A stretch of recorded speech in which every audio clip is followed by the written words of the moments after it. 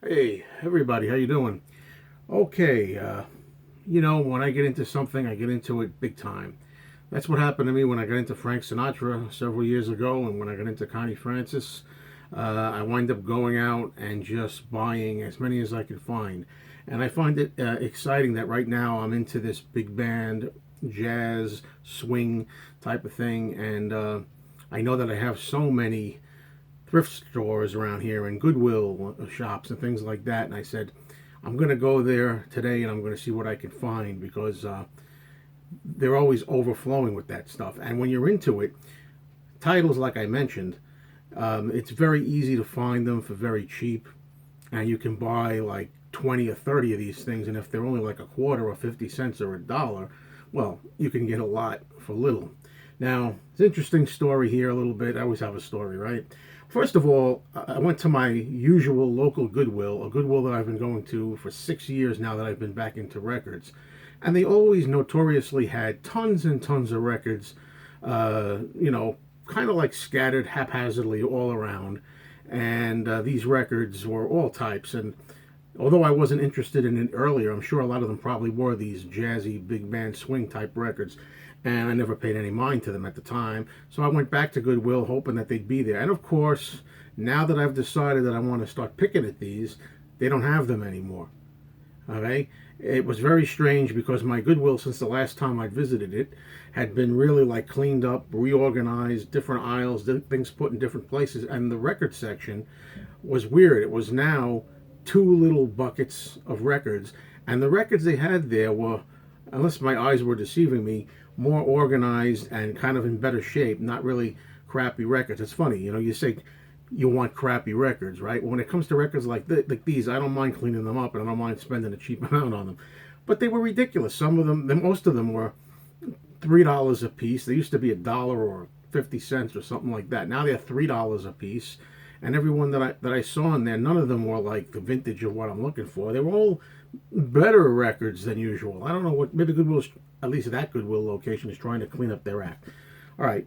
So the other place that I went to is a place that I went to for the first time ever, and it's a place called AmVets, American Vets, I guess, AmVets thrift store, and that was more like the old Goodwill. I mean, they had records just thrown around, and I went in there, and these records were, most of them were in pretty lousy condition, but I was able to clean them up nice.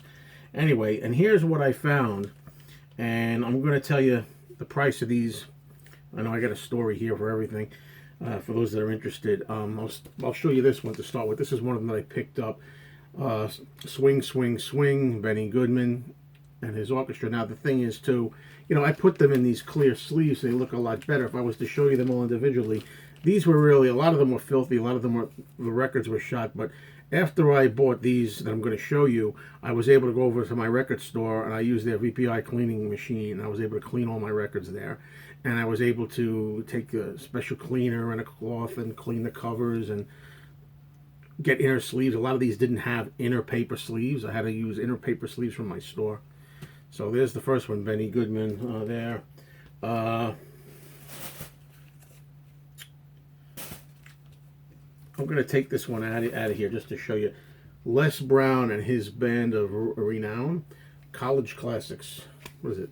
Les Brown and his band of renown. I don't know, College Classics. And this one, this one was pretty like cruddy too. And a lot of them are split like that. It's funny, I don't mind in this case. There is a certain appeal to these, which maybe Chris from Dixieland Farm, if he's listening to this, can appreciate. I'm getting these for cheap, and I'm kind of enjoying cleaning them up outside and inside, and making them really listenable, and saving them for a cheap amount of money. After all, these particular records I'm just getting here just to really sample and listen to for the most part.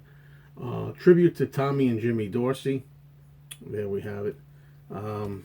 Now these records, as I'm showing them, I will mention, these records they all had stickers from AmVets on it.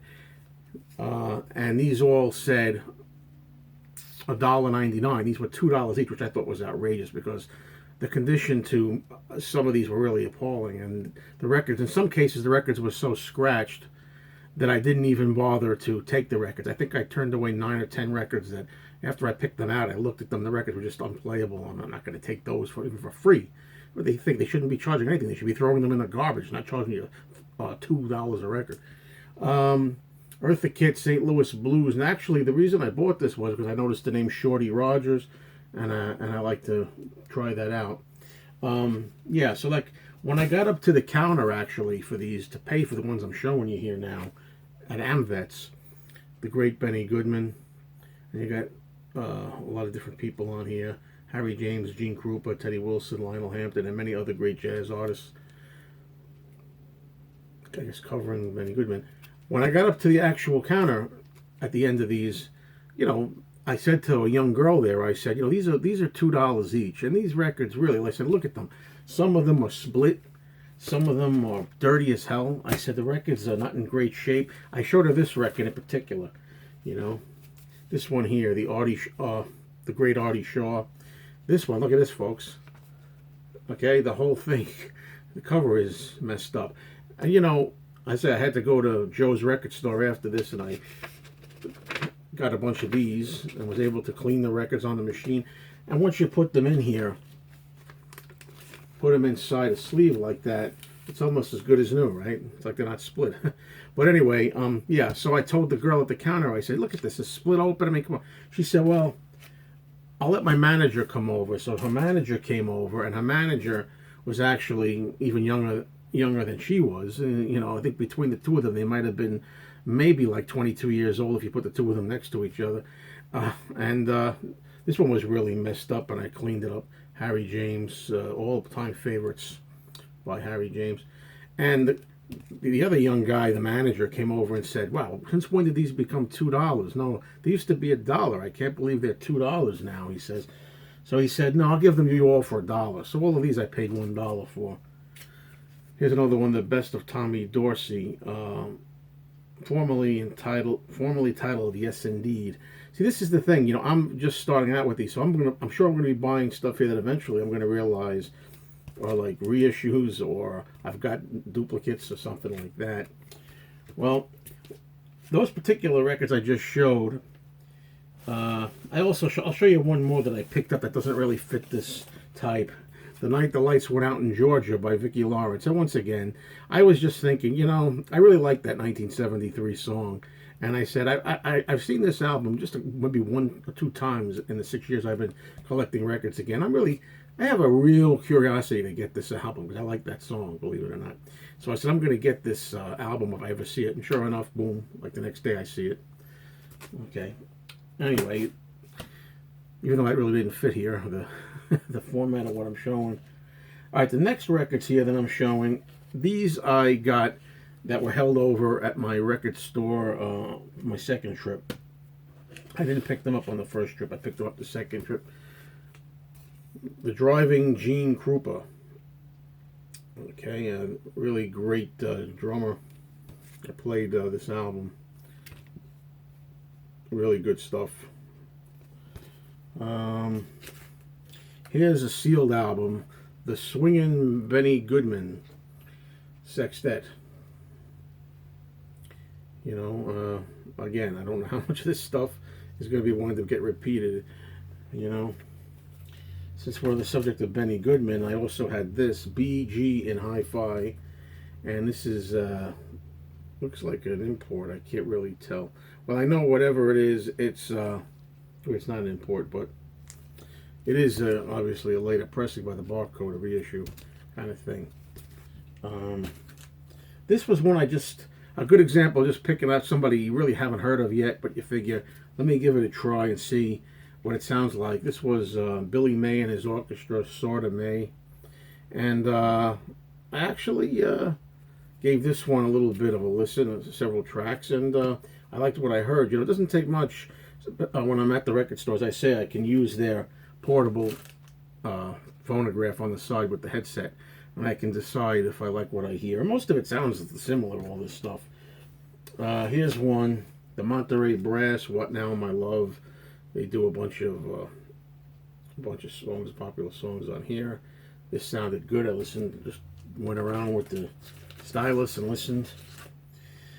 You Noticing these Bluebird records, are really like this Bluebird series really has a lot of stuff. The Complete Glenn Miller, 1941. This is volume 7. I don't know how many volumes are in this thing. I can look it up and find out, but this is $1. I mean, yeah, a lot of these records here are $1, that I've gotten. So, and here's one, The Complete Artie Shaw, volume 4, also on Bluebird. So I don't know how many artists there are. I mean, you saw just now that I've shown you a bunch of Benny Goodman records that I picked up. For all I know, there's a series on Bluebird for Benny Goodman, volume 1 to 10, and I'm going to repeating it. I'm taking this really quickly, going fast. As I said at the beginning, when I get into something, I don't fool around, folks. That's the way it is, especially when the price is very cheap and you're talking about going to thrift stores and nickel and diamond it, relatively speaking.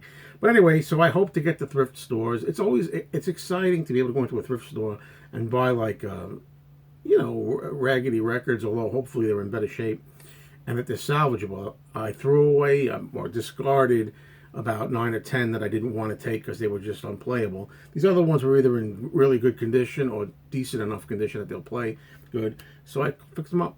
It's a lot of fun to do that. I hope I can go around the circuit and find a lot of stores that are going to be having a lot of this kind of music here for cheap. I want them and I want them quick. So thanks everybody for watching, and take care.